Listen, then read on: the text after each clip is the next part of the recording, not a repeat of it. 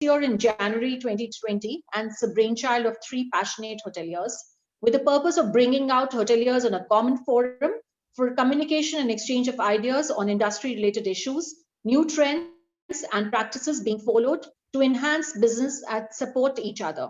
It's a perfect place for any hotelier to come together, interact, share, and rediscover his own self. Our vision statement is to be the world's first and best platform for hoteliers to provide happier ways of networking, learning, and exchange of ideas. Our core team, Ashish Gupta, Dheeraj Agarwal, and myself.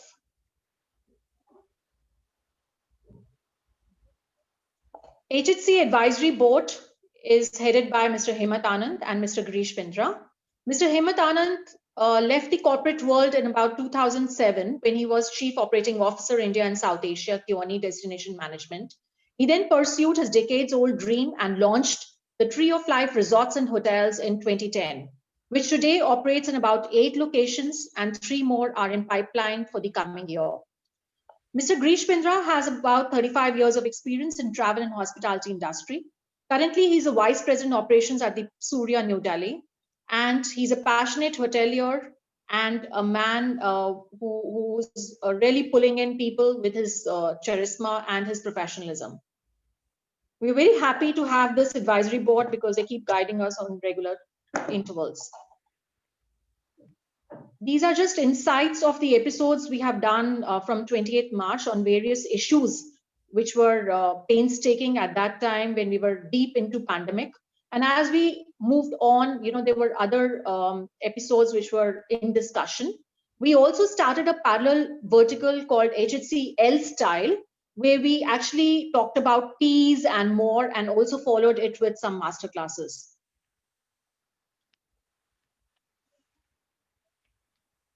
We would request everyone to take a minute to just like us on the Facebook. This is our link. Happy Hotelier Club is the name on the Facebook. You can just click and like us. Similarly, Instagram and LinkedIn. You like to go on the and see all our videos of the past episodes as well. Now, coming back to the episode number 25, which is today's episode. What will you gain from this episode? These are broad outline points which we have just listed out for everybody, but there'll be much more. Have hoteliers damage their own business pickup by the initial hygiene and safety conditions created on guest safety? Are guests really following the basic safety norms once they check into the hotel, or does Aditi Devo Bhav syndrome set it? How much are hotel staff able to enforce the safety norms on guests? And is safety really just about the guests or also about the staff? I would take this privilege to introduce the guest panel speakers for today. Mr. Kush Kapoor, he represents Roseate Hotels and Resorts. He is the CEO, and he started his career with the Trident, with the Oberoi Taj Group of Hotels, the Leela Group, and he has many laurels to his feet. He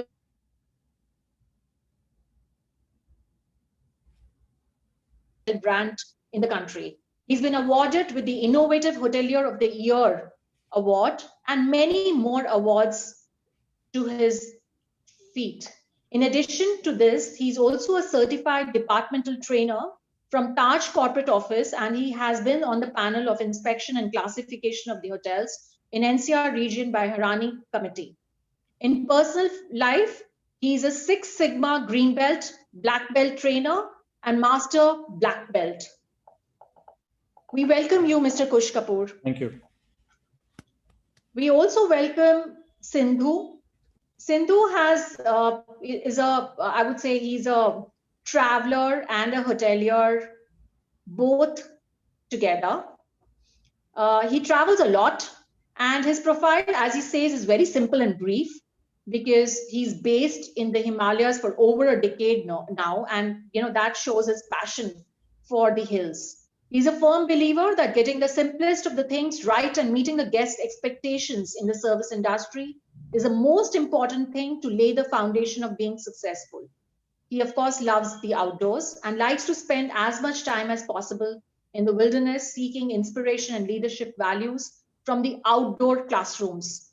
The lessons that he learns has a direct influence on his work and leadership tactics, which he uses every single day. He started his career in France and then decided to come back to take up an unusual entrepreneurial journey and challenge in India. We welcome you, Sindhu. We also welcome Priyanka Nijhavan. She's the Director Representations for the Nijhavan Group. She's a seasoned professional with an industry experience of over 11 years and represents and leads the representation vertical of Nijhavan Group since the past 8 years. Her core competence lies in understanding, leading, directing various verticals to ensure efficiency in accomplishment of all the business goals. She represents various brands, which are actually a part of Nijhavan Group. She represents Dubai Tourism, which is Department of Tourism and Commerce Marketing. She represents MR Hospitality Group, Armani Hotels, Kempinski Hotels, Banyan Tree Hotels, and many more. She has many awards and accolades to her kitty. One of them, a few of them I can actually announce because there are a whole lot of them, and that's a beauty.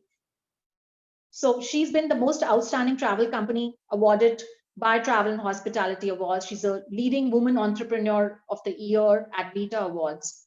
She was featured as Lux Book, India's most powerful women 2020. We welcome you, Priyanka, today, and we feel that there'll be a lot of value put on the table today. Thank you so much. We also welcome Gayatri. So Gayatri is a ardent traveler. She's a postgraduate, of course, in marketing, and she completed on MBA. She worked in export merchandising, but her love for the four wheels is what drove her to stretch herself beyond limits. A completely outward-looking extrovert, she likes to interact with people and exchange ideas, and especially when it is relating to adventure and the highways.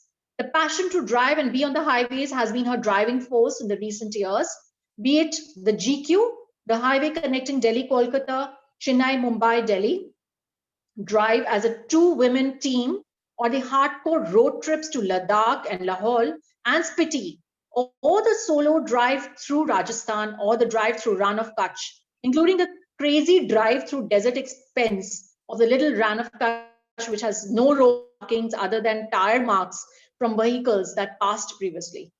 So we welcome you, Gayatri, and I think she's pretty adventurous. So we'll hear more about it as we go along.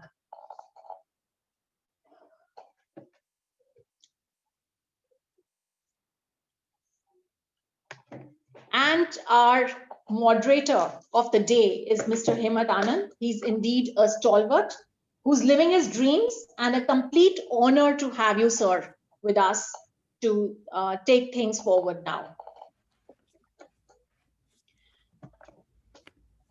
Mr. Anand will be taking the discussions forward, but I would also request everyone to wait post the discussions for our brand association partner, which I said is a very, very unique brand, which has been launched by Aditya Birla Group. It's a startup in the, very unique space. That would be very nice if Aman Diwan then discloses it post the discussions and takes you through the venture. Over to you, sir. Can I start, Tarun? Yes, sir. Okay, good evening, everybody. Welcome to my fellow panelists. We've got a good mix of panelists today. We've got two hardcore hoteliers, one lady who's a hotelier and a traveler, and the fourth lady who's a very passionate traveler. So what we'd like to get started out is, we won't discuss too much about COVID, right? COVID has been done to death for 7 months now. But I think let's just take a very interesting impact of COVID. And let me just start with the first thought process, which I've been sort of debating, discussing, talking for the last 5 months now, since May. When COVID happened and the lockdown happened, you go back about 5 months, I think the whole industry got into an overdrive, and probably rightly so, because nothing has hit us as badly as COVID has. And then there were people talking about as if COVID is, in a way, doomsday, which is going to change the entire shape of our industry. So I heard remarks, comments which said that hotel designs are going to change. I heard remarks which said that the reception area will no longer be required because of guest safety. I saw staff being put into PPE kits at the reception area at the entrance to take temperature of guests. What else did I see? I saw shoes being sanitized at the reception lobby before guests entered the hotel. All webinars, all debates, everything was around, which I term safety hysteria. We forgot at that time that hotels by nature, or most hotels by nature, are actually the cleanest and the safest places to be in. Go back pre-COVID, look at all the amazing hotels which we run. Was safety and hygiene really a problem in our hotels? No. So I think all we had to tackle at that time was only the COVID issue, which the government had very clearly laid down. There were 3 or 4 or 5 things to be done. So the question which I asked Kush, followed by Sindhu, is, as hoteliers, Kush, do you think in an overhype or because you were taken unawares by COVID, did we sort of damage our own business interests where we scared the traveler so much by this constant talk of safety that the traveler himself or herself said, hey, wait, I'm safer at home. Let me not get out for a while. Kush, why don't you start this on? Thank you, Mr. Anand. I would say probably it's the way you look at it. Now, yes, thanks to social media, all across the world, we know what was happening. There was hardly anybody who was talking positive, but yes, when the government opened up the international flights, especially the Indians to come back, the Air India flights I'm talking about, we had these passengers who were staying with us for 14 days, then 7 days, then 3 days, and then eventually it opened up finally. But yes, there was a hype which was not required to that extent, I would say. But if I look from a guest point of view, I would not see that the damage has been done to the brand. It also differs from brand to brand. How well have you actually taken it? Now, there are 2, 3 examples. If I put it across on that part, there are few of the brands who actually have taken an advantage of this, because if you handle the guest in the best possible manner, see, a guest who was traveling earlier was only cautious that if I'm traveling now and again in that hotel, have they taken those basic precautionary measures or not? If yes, he's still coming back. I haven't seen the rates have come down, and I'm sure it's going to take a couple of more weeks, or if not months, to rates to go back to normal. But I've not seen the occupancies dip, if you ask me right now also. I mean, if I talk about last 3 months, I'm still continuing on 75 to 78% occupancy for all the 3 hotels in India we have. In fact, Rishikesh, I mean, the good side of the COVID is that by the Rishikesh resort has actually picked up tremendously because everybody is heading to the hills. Now, coming from a brand image, I don't think if we've taken things in a positive manner and actually we've taken what best can I do and how good advantage I can take for, I guess the brands who've taken that in the right manner have actually got more advantage out of these things. Thank you. Right. Sindhu, what's your take on this? When you read and saw everything happening in May, June, July, do you think it was an overreaction on part of the industry, or do you think it was a valid reaction which we had as an industry? Yes. Basically, as COVID made its way into India and subsequently, hit everything, including the tourism and the hotel industry. And, initially, I think, nobody had an experience of dealing with a pandemic anywhere around the world. So it was quite natural for people from various industries, not only our industry, but different other industries also to, be very cautious and overreact. And, us being part of the service industry, we had to, come up with a solution that, how we could actually make a guest who would be staying with us more comfortable and, take necessary precautions. But I think I'm not the best person to judge because I live in a place which is like secluded from most people and most things. But from the outside, when I look at it, I think that, we sort of, because of the lack of that experience of dealing with things in a pandemic and something that was, that was so easy to spread, like the corona. I think we did hype up, the entire safety protocols that we were supposed to, follow in the hotels. But, having been working with the Tree of Life hotels, I think we were very clear from day one, that we have to be, we have to be a little careful, but we don't have to make the guest very aware of the pandemic and the situation, which is already, which was already the talking point of everyone else around the world. So, what were the steps you took, Sindhu? What were the sort of steps which you took as a hotelier, the key basic steps? The key basic steps were very, they were very simple. Sanitization was one, and like you had mentioned in the introduction to this webinar, that out of all the industries, I think the hotel industry and we as hoteliers were, we normally had, by and large speaking, that we had the cleanest of environments for our guests and our clients. So sanitization was one. Close physical contact was again an issue that was addressed, and also keeping your staff about it, and taking out the taboo, and out taking out sort of the misinformation that came in with COVID and its spread. So they were like very basic things, and we were so far, we were very happy with the guests that we had, because everybody was willing to cooperate with us in following those simple SOPs. So I'm gonna come back to you, Sindhu, with the guest attitude. Let me just get Priyanka in. Priyanka, you straddle two areas. One is the domestic scene and also the international arena. From your experience, did you see anything happening different in your overseas properties to what we were following in India, or do you think more or less countries across had more or less the same reactions to guests staying in the hotel from a safety angle? So thank you, Mr. Anand. So I actually work with the properties majorly overseas, and and of course we represent Dubai Tourism, and of course the portfolio has EMAR properties, which has properties from 3-star to 5-star to 5-star deluxe, which includes Armani, and we also represent Banyan Tree and Adara and Ara in Maldives. Now from where, and again from both the perspectives, now as a hotelier and as a tourism destination.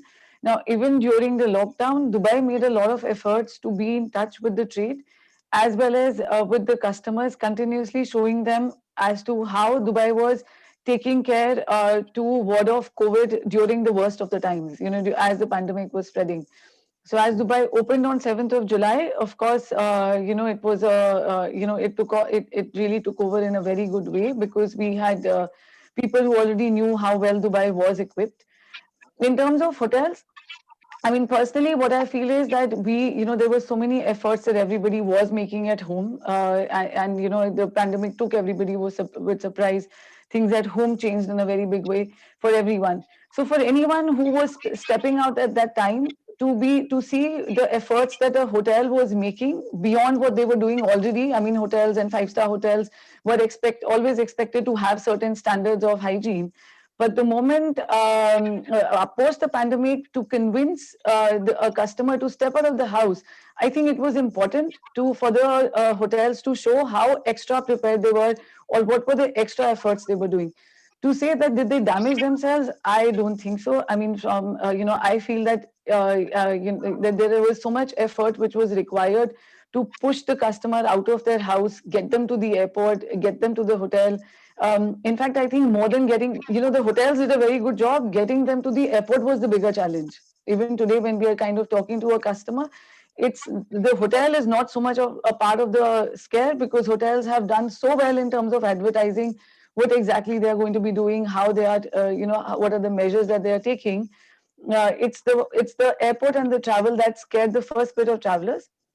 But at the same time, if you look at the numbers, now in August, we had about 300 departures to Dubai, which went up to 1,215 November. I haven't seen the December numbers. The aviation minister has met the airlines today, and we are hoping for some good news. But from 300 flights only to Dubai, departures only to Dubai, we actually went to 1,250. So we've had the customers, and I think the hotels going out and about and the destinations going out and actually convincing the customer as to how ready they were has actually definitely helped. Okay, so I'm going to come to this, how ready the guest is when they come into our hotel. Yeah. Let me ask you one thing, Priyanka, and continuing with what you're saying. So if you say the effort created at that time was worthwhile, Yes. how is it in the last 2 months, suddenly no hotels are talking about hygiene and safety anymore? I'm seeing a total silence on that front for the last 45 days, where people are now pushing a product, and it is as if hotel safety never was an issue. How come that changed so suddenly? So it's almost like, I think, that thing of when you want to stop putting sugar in your tea, they tell you don't say I don't want to have sugar, so stop thinking about sugar, right? So it's more Okay. like that, because we want to, so that the fact that the hotels are safe is already done with. We don't want to talk about COVID anymore. It's now, we've established that COVID is now well taken care of.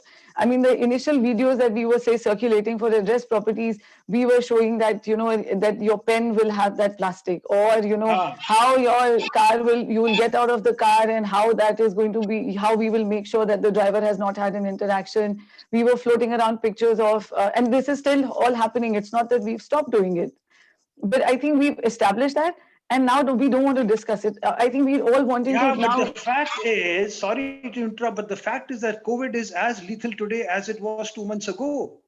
That has not changed.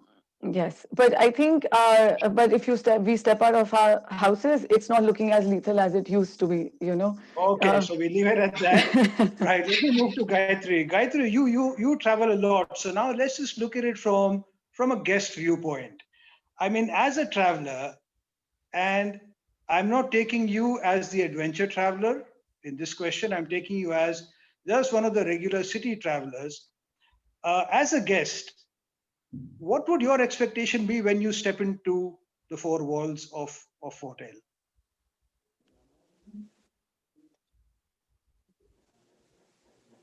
Is Gayatri there, or does she need to unmute? Yeah.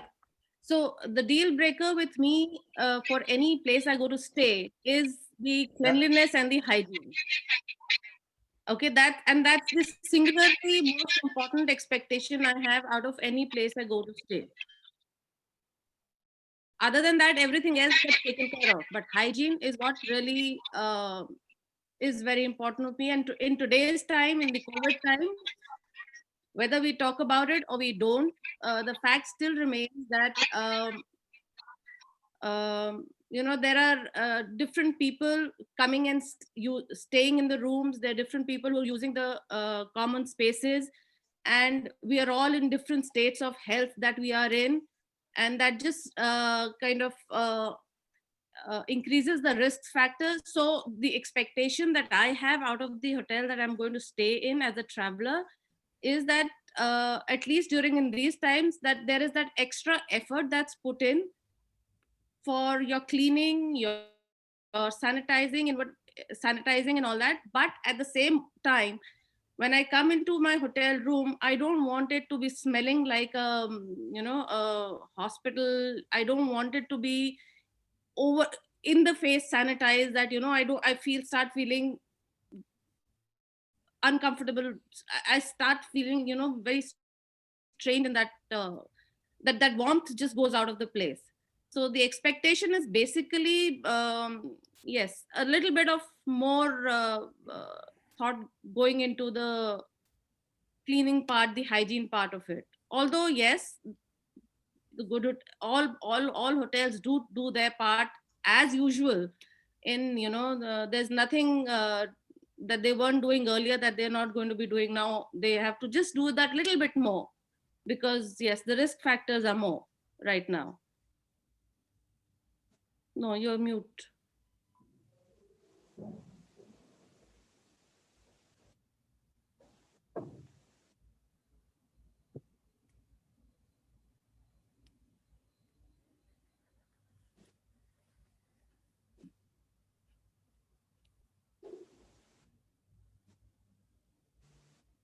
Sorry. Are you, so if I understand you correctly from the travel which you've done, are you satisfied with the levels of hygiene and safety which the hotels are doing?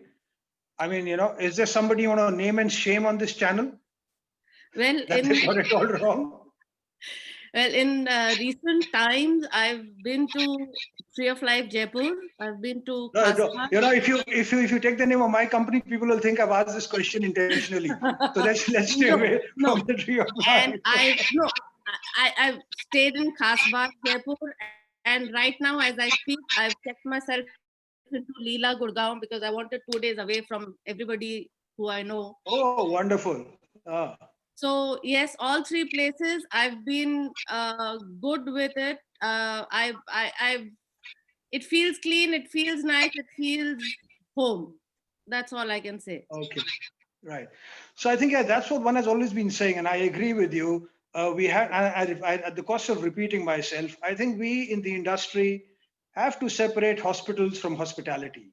We are in the hospitality business, not in the hospital business, and that is why when I say my reactions initially, and probably I can understand, COVID did take us by surprise.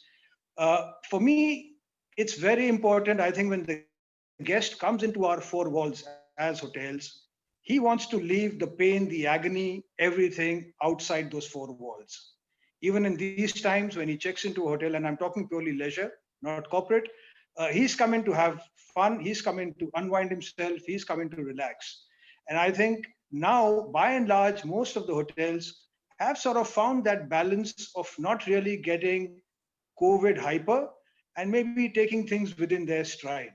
Uh, Priyanka, what is it with you? You must be traveling within the country often, I guess, on work and whatever.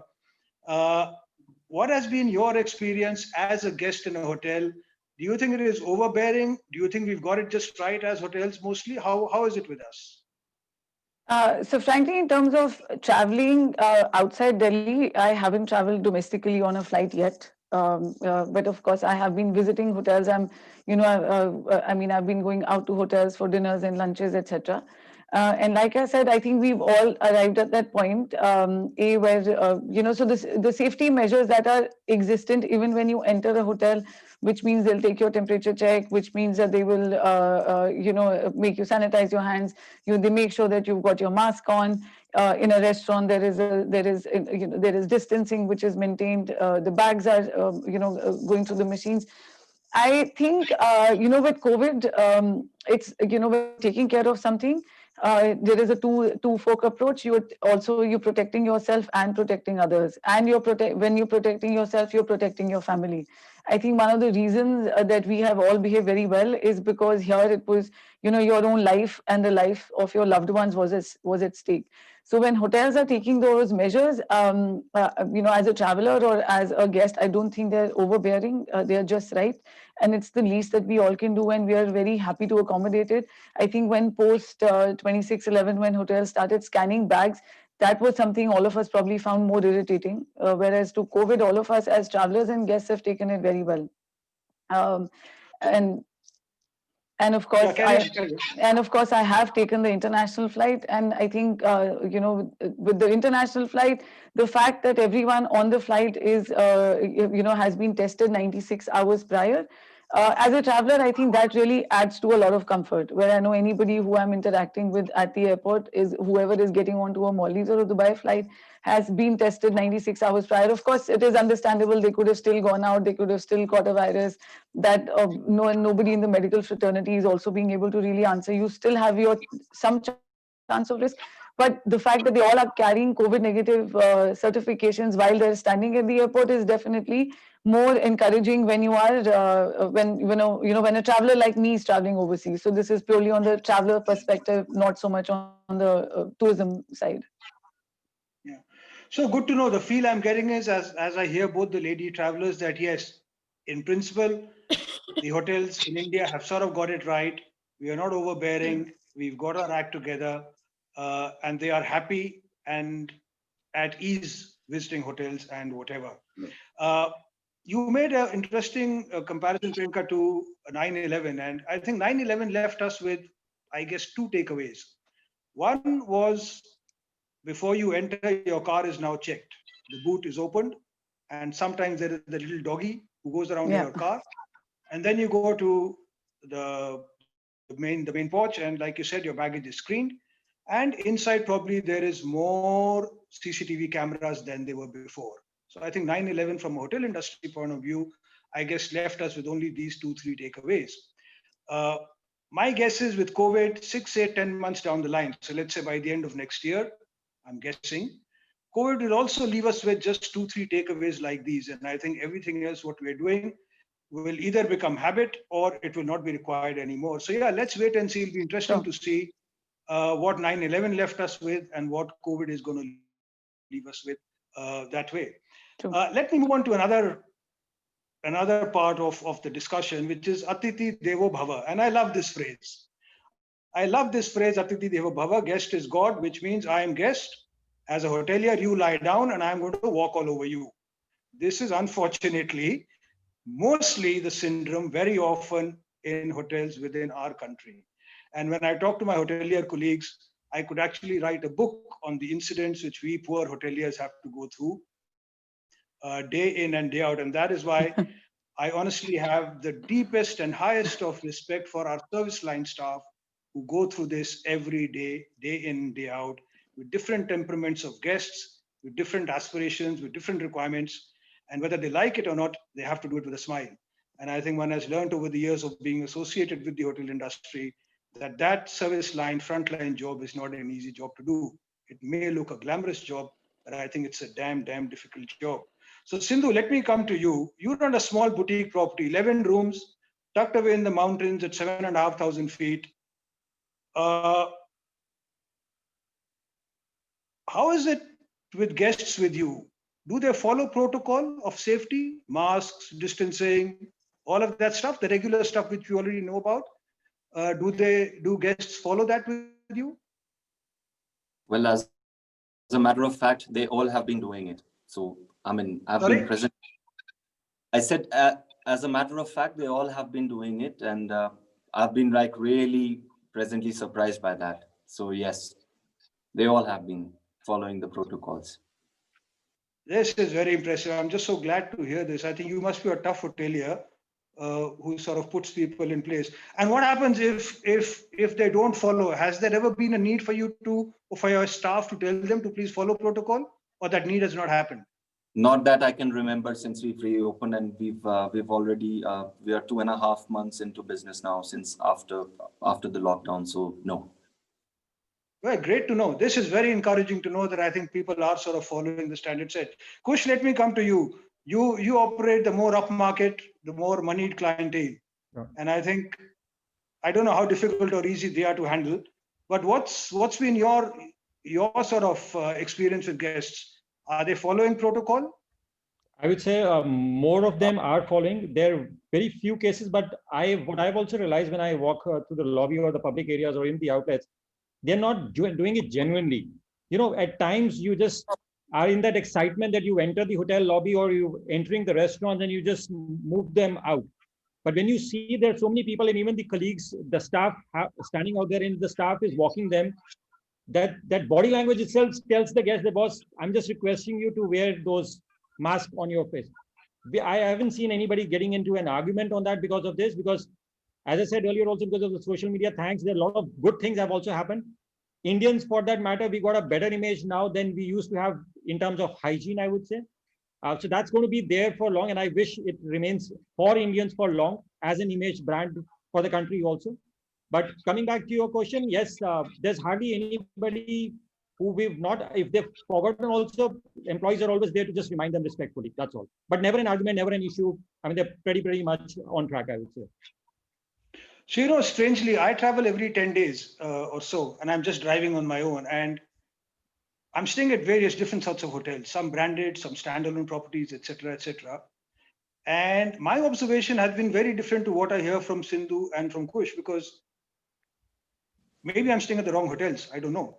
But wherever I'm staying, I find hardly anybody wearing a mask. I find people still in groups together, couldn't really be bothered about social distancing. and they're just all very happy and having a good time. So I'm really delighted to know that both hoteliers are saying that we are following our norms, which is really amazing, because I think what we see happening on the streets and within the country by and large is nobody is really following the norms. So Priyanka, let me come to you. Supposing guests don't follow norms, and then I'll go to Gayatri with the same question after that.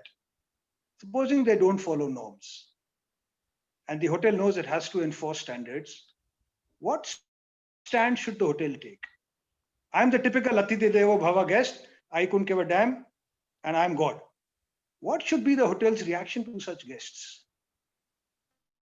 So ideally, I think, especially during COVID times, just politely telling them to put their mask up should actually work.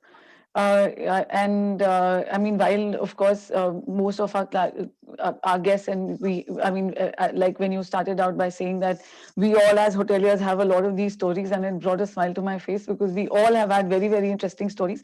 I mean, we work in the Mollies, and we've had stories of somebody requesting that they wanted flowers to be delivered to the daughter's room and wanted somebody to sing. And we didn't have anybody who could sing, and it was Mollies, and they said, find somebody. And we found a waiter who could actually, go and sing. And when we went to the room, they never woke up. So, they never woke up. So after organizing the flowers and waking them up to say happy birthday, they had had too much to drink and they decided not to wake up. And we had spent that entire evening trying to organize this.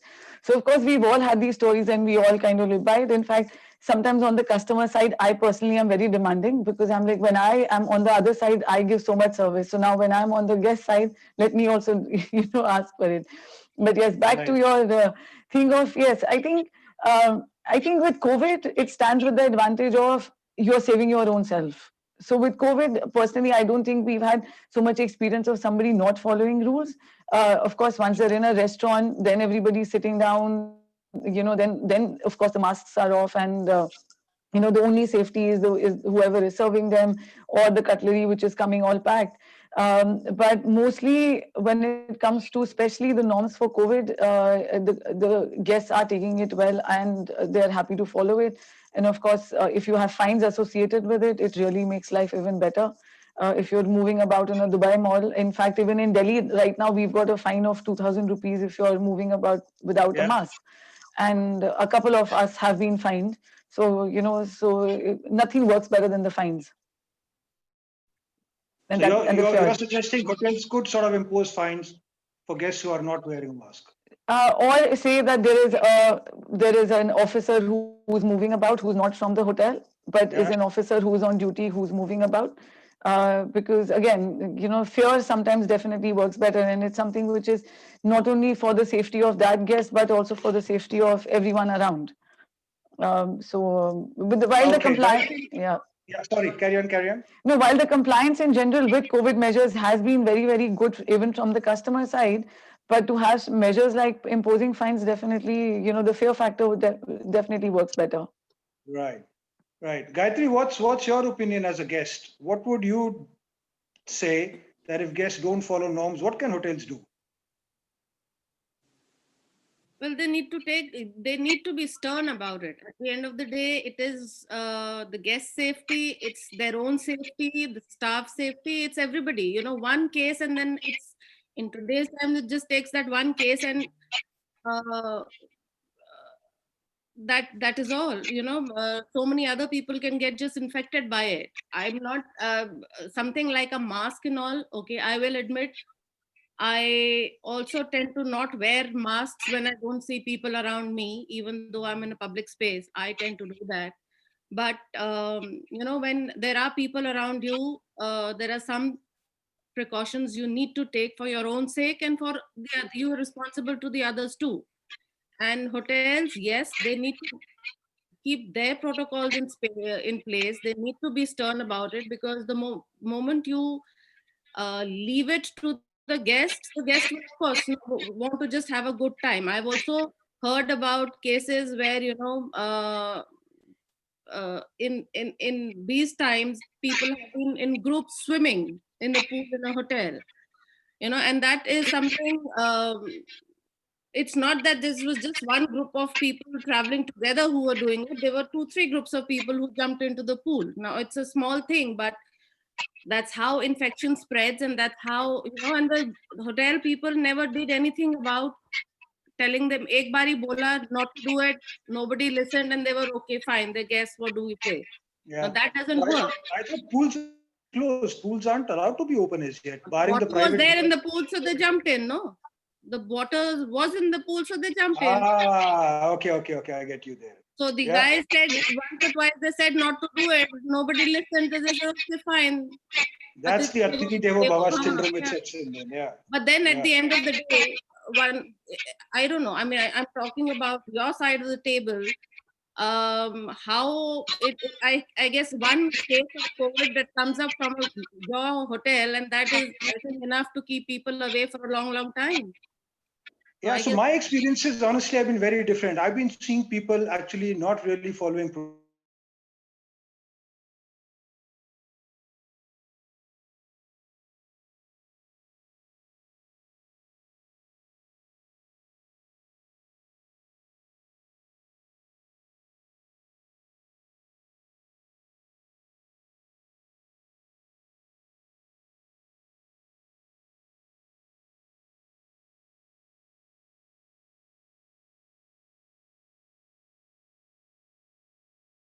So by the time you actually, I would say a lot of things which actually have happened good for the hoteliers.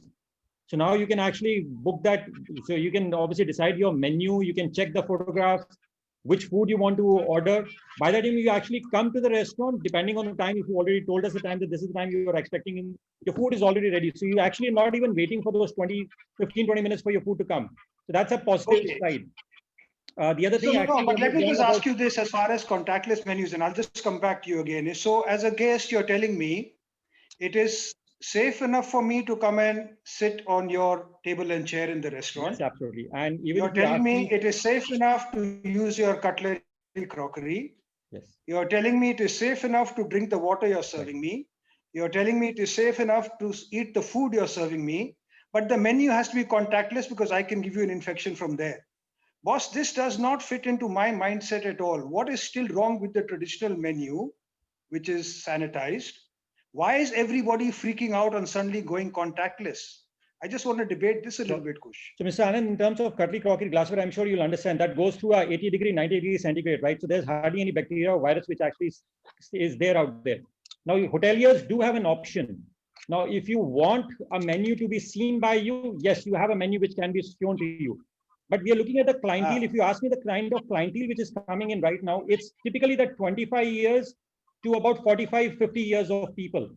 And these are the people who are actually mostly on their mobiles. And it's very easy for them to actually check with the QR code, scan the entire menu and order from there because everybody is a tech savvy nowadays. So that actually, this is the reason I was saying it actually has worked on a positive side. 5 months back, when we were about, I would say about the month of May, we actually have opened up our kitchens with a live access camera. So you sitting in your home can actually see what's happening, the way chefs are cooking the food in the hotel. From a transparency, now this is not from a negative point of view, but the way I was talking about a hygiene earlier, this has made your kitchens, they were always hygienic, but a traveler will always have. So if I'm checking into a hotel like a 1-star, 2-star, 3-star hotel, imagine a 2-star hotel can actually show me what is the way they're cooking food in the kitchens. A 5-star hotel does not want to show. Now, everybody has their own perspective and everybody is right on their own side. But if I'm showing a traveler that this is the way your food is being cooked, you can actually see the chefs, what hygiene conditions are they cooking. I have actually seen in my hotels, which we've launched this thing 5 months back, I have actually seen guests appreciating these things a lot. So rather than talking on a negative side, they're actually happy that we've taken further a step. And I'm not saying because of COVID, we were actually planning this thing in December last year. But as I said, thanks to COVID, we actually got a lot of time to implement these things which were actually pending on the table for a long time. Right. So Priyanka, as a guest, if you go to a restaurant, I mean, how finicky are you about this contactless menu compared to the old traditional way we did stuff, how we ordered? So frankly, I'm not very finicky about it. But if there is a contactless menu, it's just a one touch point lesser. But at the same time, as a customer, if somebody is handing me a menu, I really don't think it's such a big deal, because sometimes to even scan the menu, they're giving you a card. Now, if they're giving me a card and I'm scanning it, I might as well hold the menu, you know. Right. So no, so on the customer side, I'm not very finicky about the menu. Yes, but I'm finicky about how the cutlery is coming. So, you know, you know, the restaurants, while of course we're adding to the whole plastic baggage, but the restaurants where the cutlery is coming, you know, in packing is of course, you know, giving me more assurance than somewhere where cutlery is coming open. Because you know what Kush says, he has in his hotels at his level of service and standards, I imagine he has got sanitization of cutlery, crockery, etc., etc. A decent standalone restaurant will not have all of this. Yes. So at the most they do is they wrap this foil around your cutlery and give it to you, which I think you're only adding to environmental garbage. You're serving Yes. no purpose at all, barring just adding to already increasing environmental garbage. And that is why I'm wondering, is it only lift service we are doing? Are we just trying to mentally satisfy a guest that, look, I'm covering everything for you? I mean, I went to a reasonably well-known restaurant about 6 weeks ago, and they didn't have anything. I was told, please go on to Zomato and order food from there. So I actually had to go to that restaurant's menu on Zomato, which already put me off completely. And this is a very well-known restaurant. So this sort of took me by surprise, that would I really need to now go to Zomato sitting in a restaurant to order my food? Sindhu, you up in the mountains, you have limited internet access. So how do you manage all this, or are you still being the nice traditional guy, which I love actually? How does it work with you? Well, actually, you know what? I'm pretty old school, but Yeah. but you know, as Kush mentioned that you have to sanitize your crockery, your tableware, your cutlery, and stuff. So there's a way, there's a way of doing it. It doesn't have to be all machines, but if you would just sanitize them by boiling water and cleaning it with them, and then have the servers put on gloves and place it on the table in front of the guests. And these are very these things do take a little bit of effort, especially for the location that we are based in. But at the end of the day, it is not only adding to the situation that the pandemic has brought us all in, but it's also very important for the safety of everyone, including the people that are part of my team over here. So I think we are doing that. Yes, we have limited access, but we are doing a contactless menu for sure. But also, we are handling out, physical menus because I don't know. Whenever you enter a restaurant, you need to actually see and feel the menu, and it's there. It's so routine, and we are so used to it. But yeah, we are going with the times, but not 100%. So it's 50 and 50. So yeah. Right. So on the one hand, I hear what Kush says. There's a younger generation who probably wants to be on the app all the time. They can't live without it. And I see that point of view also. But I think my feel is that I think as hoteliers, and that's my personal take, I think we need to give the guest the option. Let him choose what he wants to do, rather than saying I'm only contactless. I honestly hate a contactless menu. I'm not for it at all. If I have the courage to go and eat in your restaurant, I really have the courage to pick up the menu and go through it. Very true. So I think let's do what we are doing. But my fear is, by doing this COVID hype, you may just take away the decision away from the guest and impose things on him which he or she may not necessarily want. So I think the choice should always be given to the guest and then deliver. Also, I think what's very important in these times is that you can keep advertising, I'm doing this, that. You can keep talking about what all you're doing as a hotel.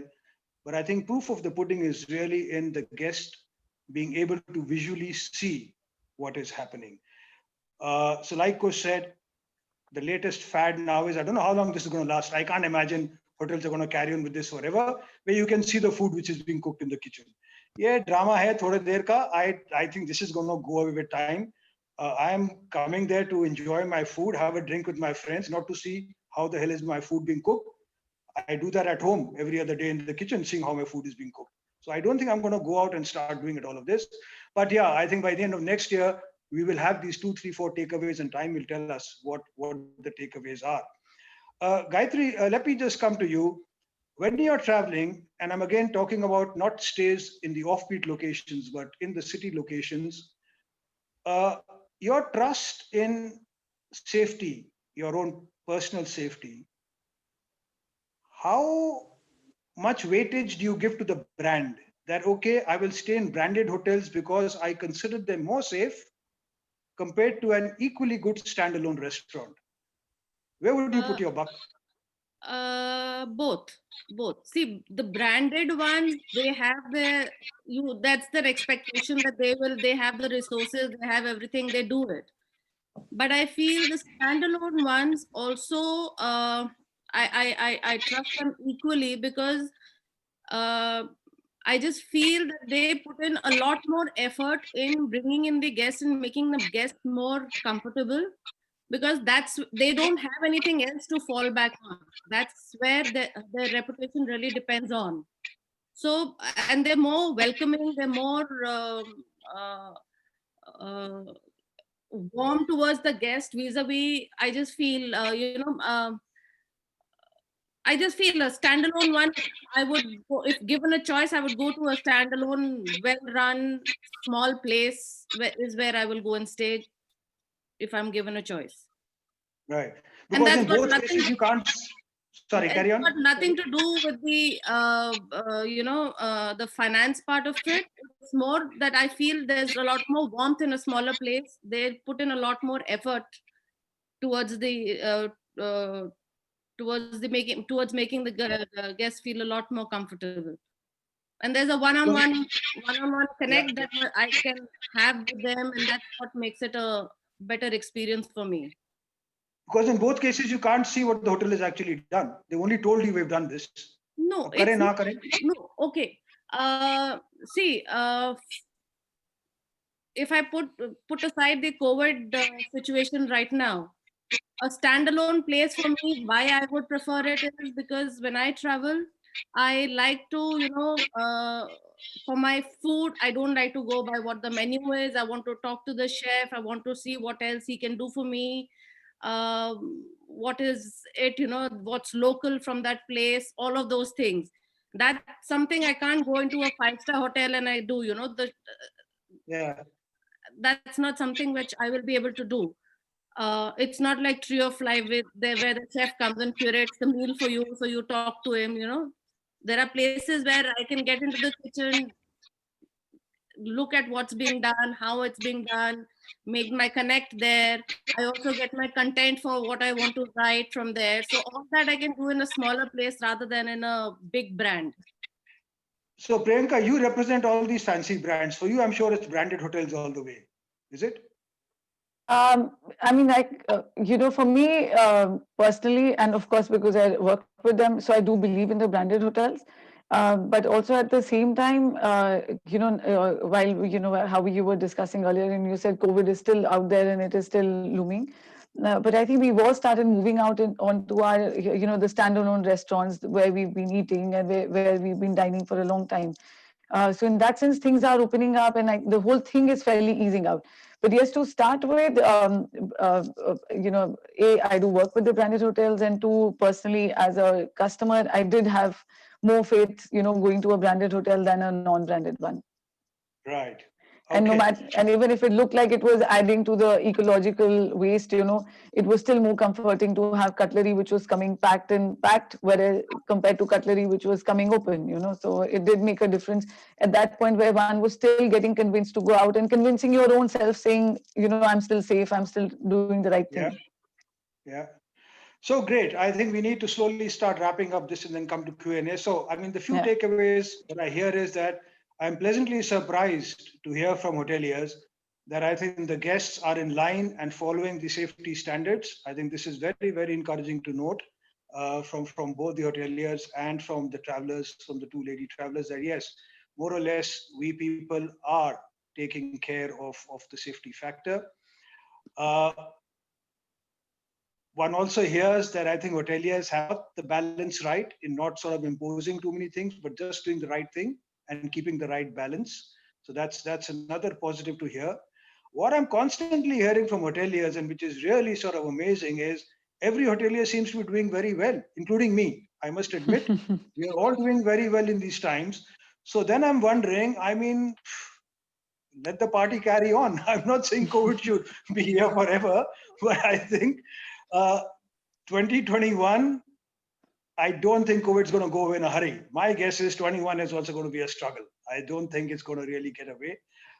Everybody is talking about the vaccine hype, but it's not only production, it's distribution, and then it is actually getting it down, getting the people getting the shots. So this is like 8-10 months away before any sense of normalcy can come back to us in the industry. And I just did a short article on LinkedIn this morning, and I said, don't wait for Happy New Year 2021, because it's nearly going to be as crappy as 2020 was. And we can't let the guard down in 21 thinking that vaccine is happening, cases are reducing, etc., etc. We saw what France has done. We saw what UK has done, what Germany's done in the last 3 days. They've closed everything over Christmas, New Year, and they're opening only in January.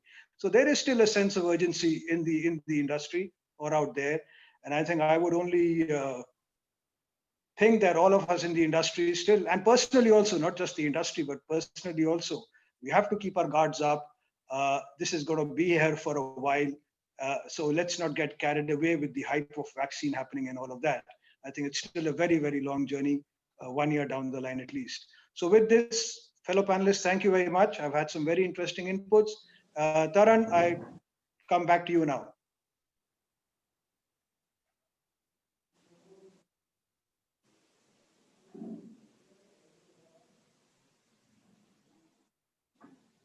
Is Taran there?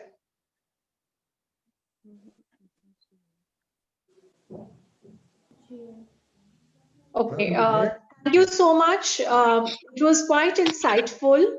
And as Mr. Anand rightly said, it was quite a mixed bag of views, from the branded hotels, standalone properties, and so on and so forth. But it is a very good thing that every property is locking in numbers and it's showing a positive sign. Of course, the next year is not going to go away with COVID happening. It will continue very much. But at the same time, I think everybody should stay safe, and the protocols have to be followed.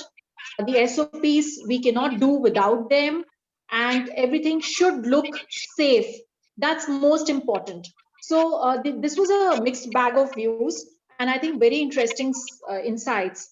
We would now devote, the next 10 minutes to our brand association partner, and then open the room for Q&A. Just before Aman Diwan takes over, I would just do justice to do a brief introduction in a little, explicit way before he takes over and he speaks on it passionately. So Ekai Asai, I don't know whether I'm pronouncing it right, but this is an artisanal lifestyle brand with a focus on tableware. They work in collaboration with the artists, designers, and craftspeople across India in order to create a community revolving around food, craft, and hosting. And this is, a beautiful venture of Aditya Birla Group, conceptualized by Ananya Birla. And this is a brand which has already done a launch in the international market. They have already launched it early this year. And now they are taking this forward. There's an aesthetic vision which rests on 4 moods that holistically define the universal duality: Deva, Leela, Kama, and Junoon. I think Aman would be in a better state to take it forward and express what this brand is and how he is trying to position it in the Indian market. Over to you, Aman.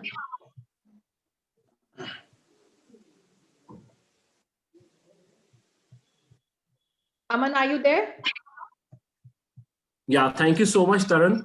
And thank you for the introduction, and thank you all the panelists for the wonderful discussion. And I, being a regular, I would say a staycationer, I've also experienced as probably Gayatri had voiced. So great. I would start with the small presentation, and Geeta from marketing is also here from this team, as Taran already that yeah. So Taran already said that it's an artisanal brand. Yes, we had showcased this in Paris, Maison and Objet, and then also London Craft Week, and we've had a great response. It is conceptualized by Ananya Birla. Basically, we are taking this brand to hotels and fine dinings, and we are customizing, for their restaurants, and we are also, so this is based on, so the core, although Indianness is the core, because we are getting it made in clusters which we own from different regions of India, but the designs are very contemporary. There are 4 very well-known designers, Ashish Shah from New York, and now in India, Reena Singh and Ayush Kasliwal and Dharmesh Jadeja, who have come with these 4 themes, which Geeta is going to, take you through. Which are called the 4 moods in India. So as you see, we've got this craft called Longpi here. These are vases, and there are some terracotta products. So can we move to the next slide, please? Geeta, can you take it to the next slide? Yeah, just a Sure.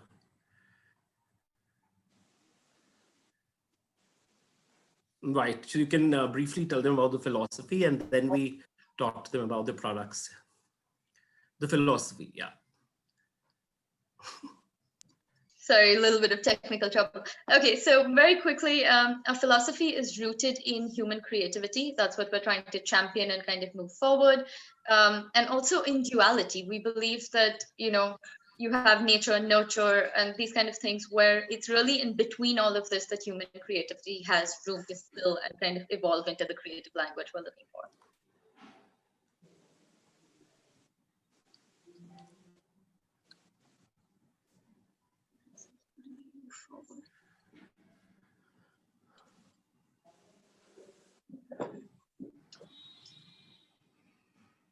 Yeah, so Ananya Birla, as you know, she's a social entrepreneur. She's also, she's an alumna of Oxford University, founder of Ananya Birla Foundation, a songwriter, and now a budding singer. So she, I think, has come up with this concept with Kanupriya, if you can go to the next slide, and who am alumni.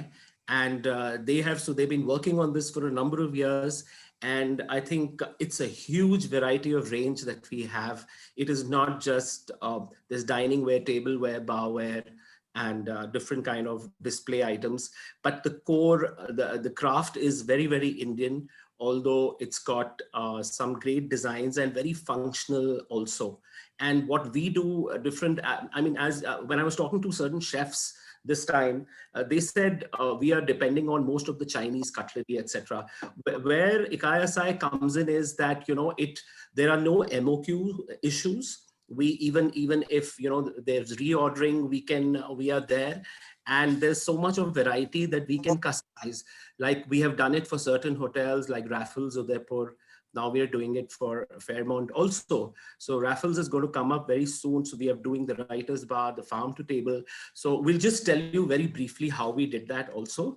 So quickly, if you see, we are supporting the livelihood of Indian craftsmen, which is a good cause. We've already done London Craft Week. Customization is possible. And we are an organized player in a very unorganized sector, because we are now owning those clusters. And we have, a great brand story also. And there is a lot of, we are also displaying in a lot of clubs, like if you know Quorum, the Delhi Golf Club, the DLF Club. We have created these kind of display nooks also, where people, so because gifting is possible and people want to go local craft, and nowadays they don't want to depend on Chinese products. I think this is where IKSI comes in. And we can also, we have the scale also and the infrastructure. Can you move to the next, please? So these are 4 designers. There's, you can talk about it quickly. Yeah, sure. Sure. So they was designed by Dharmesh Jadeja. He's a collaborating architect from Oroville. His practice is based in kind of working with materials close by and keeping things as sustainable as possible. Reena Singh designed our Leela collection. She runs the label called Eka in Delhi. Kama is designed by Ayush Kasliwal. He's an excellent kind of product designer that's been working in the Indian craft space for a number of years. Junoon is designed by Ashish Shah. He's an architect and interior designer who began his career in New York, but now works in Bombay. So each of them kind of picked one mood that they resonated with and designed specifically for that. So like I said, the Deva, Leela, Kama, and Junoon. So these are the the different regions that we are doing it, the sourcing it from India. Just to show you, there's Kutch pottery, there's Longpi from Manipur, there's Kansa, there's terracotta from Maharashtra, stoneworks, Chanapatna, a very interesting toy craft which we've incorporated into the tableware too, and of course marble. So quickly you can run through the. So I'll just run you through the 4 moods that we have. So Deva is a mix of primarily Longpi and Kansa. As you can see, it's a mix of kind of like vases, table plates, bowls, servingware, as well as kind of water pitchers. That's the Longpi water pitcher that you see in the middle. Again, these are the water pitchers and some of the serving bowls, and you can see the craftsman kind of manufacturing the pieces there. So Leela is kind of more barware focused. It has this lovely blue recycled textured glass, as well as these lovely little tapas watercolor finished plates, along with these hand-drawn motifs that you can see here. These are the plates. Those were the plates, the tapas plates, and okay, great. Yeah. Kama is a little bit more exuberant. So, you know, they're using marble, they're using amethyst as a material. So there's the kind of richer materials and has a slightly wider range of finished table, you know, formal table settings. You have everything from dessert bowls to cake stand to, you know, wine glasses as well. So these are some of the marble and brass pieces that we've kind of put together to create the Kama products. Junoon comes from primarily Chanapatna, the village that Aman was mentioning that does the toy craft. Again, here the focus is red. We're looking at waters, we're looking at fruit bowls, cake stands, and of course a few glassware items as well as a few decor products like the larger terracotta vases that you can see here. What's also very interesting about Junoon is these totems that we've created. It really talks about how we've been able to utilize craft and scale. This is 6 feet tall. It combines Chanapatna and Kansa. This was designed by Ashish Shah. So very quickly, as Aman said, we launched in Maison Objet in Paris earlier this year. So this was our first time kind of bringing it out to the global stage, and we had a really good response of people from all over the country, all over the world. And then later on in the year, in the summer of this year, we participated in London Craft Week as well. Even though London was on the verge of a lockdown, we still had a great response from walk-in customers and had a lot of clientele who came to the booth to actually pick up product as well right there and then. So these are some of our key partners around the world, working with Krakotel in Greece, Toast in the UK, and so forth, mostly, of course, in Paris. These are some of the countries of export. You can kind of just see in the number of places where touching base in across the world. This is kind of products that we're looking at currently in India. Yeah, so so right. We've had a great response. So in fact, we had a very good response from the international customers about it. And so in the hotels that we are working on with right now is Raffles, there's Pullman. So we've taken up a certain theme. So surprisingly, you know, the 4 themes, if you see a lot of themes, whether it's an Indian restaurant or a heritage property or, you know, a pan-Asian, we've done a wonderful Maiba which is the AeroCity, you have Kampai, so we're doing special plates for them. Then Neemrana, we are doing some things, St. Regis, then Social with Riaz, Safari Lodge. So we're doing very nice things for lodges. So this is a brand called Aramnus Resorts that is coming. So Fox and Brown, so we're doing customizing it, but although we would prefer that they would order from our collection, but here customization is possible, and not like Chinese products where you need 1,000 pieces, or so if somebody says, okay, I only need 10 pieces of this, even that is possible. So can you go to the next, please? Yeah, so now I'll just show you, this is the last part of the presentation, that how we work. For instance, let's say a hotel or a smaller property, a bigger property says that, this is what. So we ask them for the mood board, and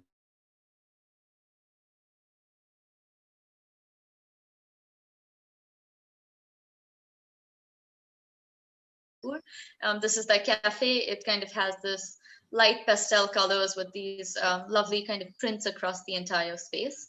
So what we did is we collaborated this with the Leela mood. We thought those went really well together, the blues, the hand-painted motifs on the plates. And we kind of used their mood board. You're seeing their mood board on the top left. And this is kind of how we derived the Leela mood. There were the textured elements on the mood board, the shades of blue, the floral motifs, and that's kind of what we used to connect the two. So these are some of the glassware that we then suggested from Firozabad.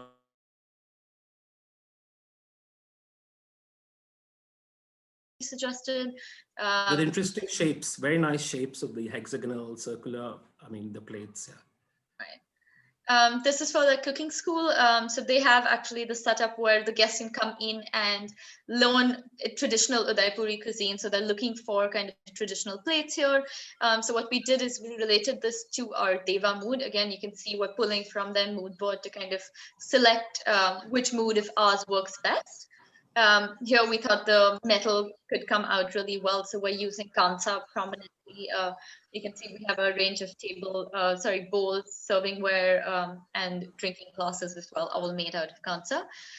This was really interesting. This was their main dining property. It was inspired by Udaipurans really trying to bring that Udaipur feel together. So what we did for them actually is we looked through the architecture, the animals and the flora of Udaipur, and we customized this for them, where we kind of gave them a few tableware range options with motifs that were drawn from the region, with the flora that is available around Udaipur, so that even when the guests sit down, they're still kind of enveloped in that feeling of what the city brings to them.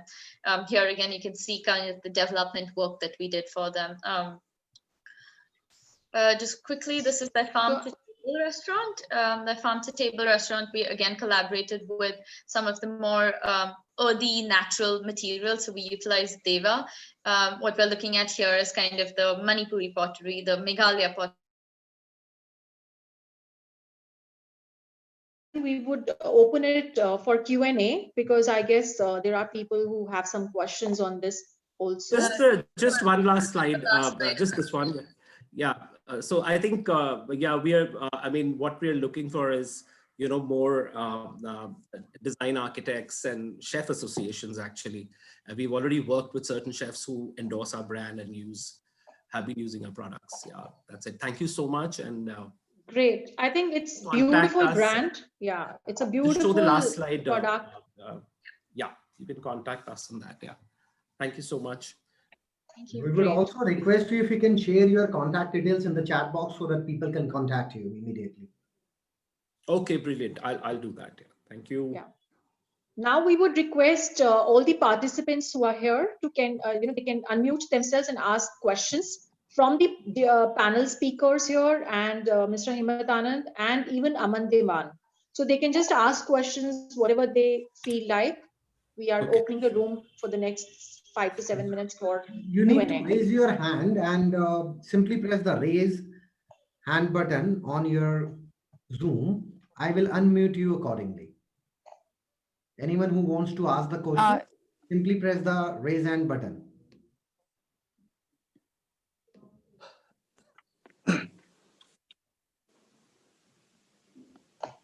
You can also use the chat box to ask the questions.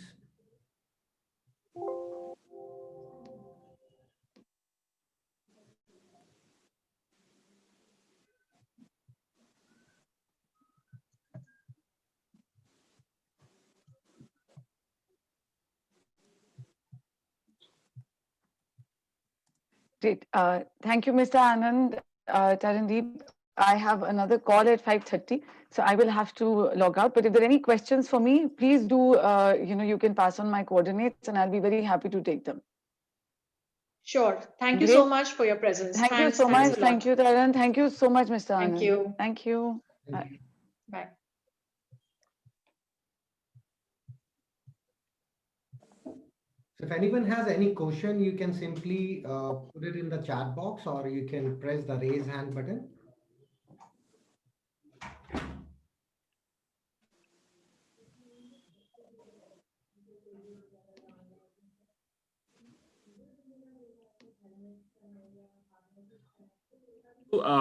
I just had a small question. Actually, can I ask? Yes, yes, please go ahead. Just a small question. And if you see in the last 15 days, and if you actually go to a hotel now,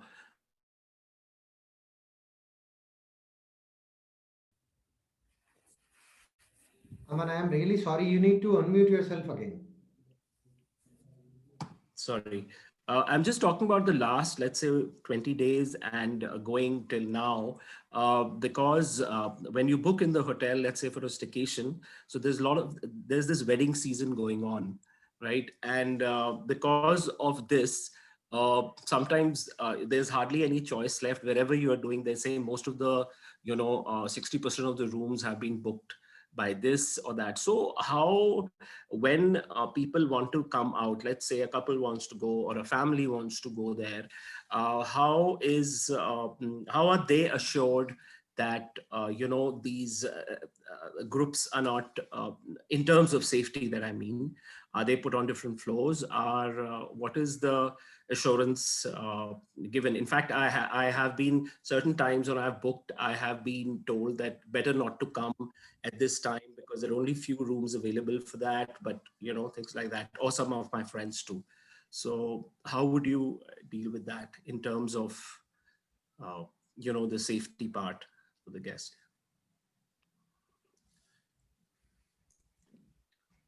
Whom you would like to take it, Mr. Aman?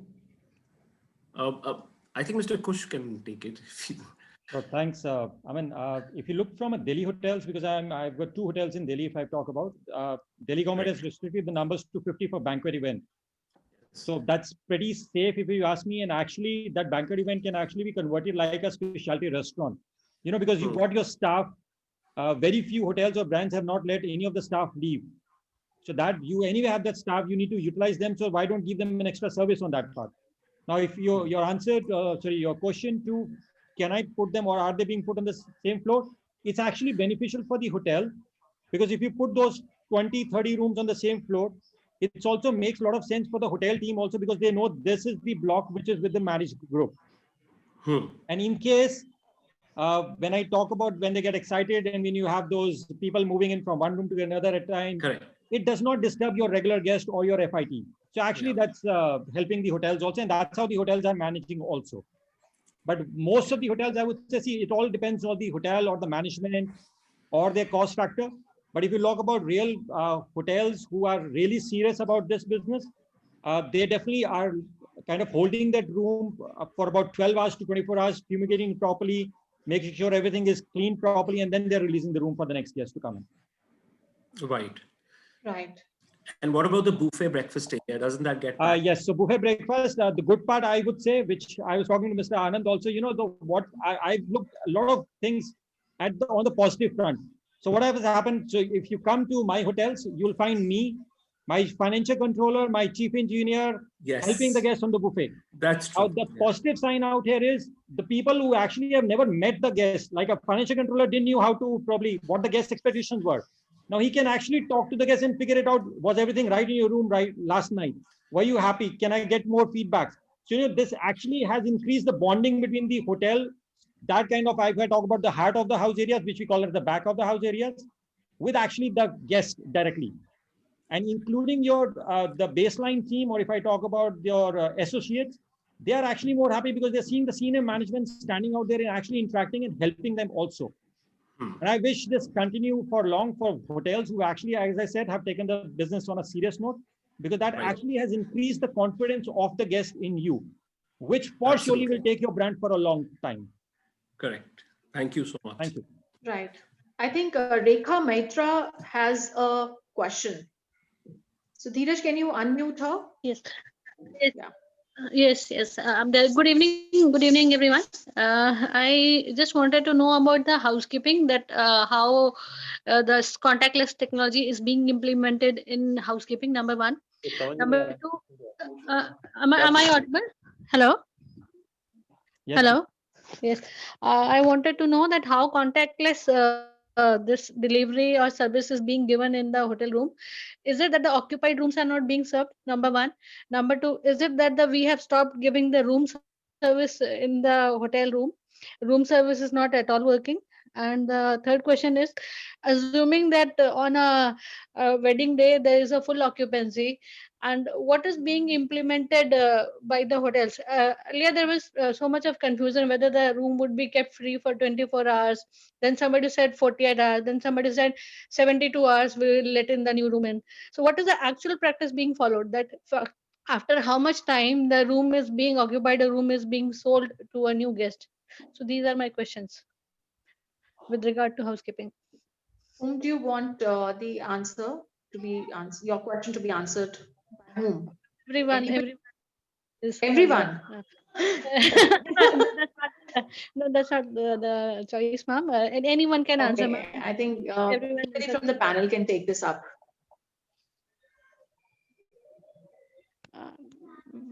Ma'am, Mr. Anand can take it up. Hello. Push, go ahead with this one. Yeah, it's All right, really all right. hardcore operations one. All right. So Rekha, in terms of your contactless service for the housekeeping, you got lovely softwares in India today, which are very, very cost effective, which you can use that even for a housekeeping team. I mean, I can give you a couple of the names later on also if you want, which can help you. Now, pertaining to whether the housekeeping is inside the room where the guest is cleaning, we always request the guest, and this is as per the government norms, which was laid initially. See, there are a lot of confusions in this also because the number of norms which have been changed by the government is so much that there are a lot of, it actually has led to a lot of confusions also at times for certain hotels and certain brands. But if you talk about for certain brands like ours, we always request the guest that if you can step out of the room or if you can go for breakfast or lunch, we are happy to get your room cleaned in the meantime. That's from a safety point of view for the housekeeping team. From a room service, yes, we need to follow the government norms. So when a cast member or an associate is going to the guest room, obviously he's in a PP kit, he's wearing gloves, he's wearing mask, and he's delivering that to the room. Right, sir. Right? Have I answered all your questions? Sorry. Yes. So the third question is for how long the room is kept vacated? All right. It also differs from the hotels and the brands. As I said earlier, also, how serious are you taking your business? We keep the rooms between 12 to minimum 24 hours before we sell it again back to the guests. And actually, the guests are actually appreciating these things because even if the check-in time is 2 o'clock in the afternoon and you do not have a room ready, and you can tell the guest now that, sir, I'm sorry, I'm going to take another 1 hour to 2 hours because the room got departed last night and I really want that room to be fumigated properly, clean properly rather. If not, fumigation might not be a good word, but if I have to clean, make sure the room is absolutely clean and spick and clean. The guests are actually taking time to wait. So you don't have much of complaints, which normally earlier the guests used to obviously complain a lot on that. Right, sir. Right, sir. Thank you. Thanks for answering. Thank you. Thank you. Are there any further questions before we wind up?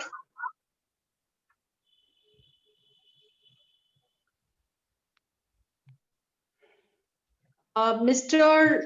Vidya Sagar, would you like to say something before we wind up? Thank you so much for mentioning it. I would love to, but maybe in the next webinar, because I have put in certain things in the chat box. Kindly go through that, and then if you find it feasible, we can discuss. Sure, sir, sure. Thank you. Now, I would like to wind up the episode. Thanks so much, Mr. Anand, for moderating it so beautifully well and weaving the story way forward. And thank you. Thanks a lot, Mr. Kush Kapoor, Priyanka Nijhavan, Gayatri, and Sindhu. So thanks for investing time with us, and thanks for putting in all your viewpoints for an hour, and I would say more than an hour today. We would really, take it forward the next time. I think in few months we would just see how the scene goes, and maybe have another webinar around this. But thank you so much. I think there was a mixed bag of views and emotions from all the panel speakers, and we could really take home a lot of points today. Thank you so much for being there. Thank you. Thank you. And thanks all the participants for investing their precious time with us. Thank you so much. Thank you so much. Thank you. Bye-bye. Thank you. Bye-bye. Take care. Bye-bye. Take care.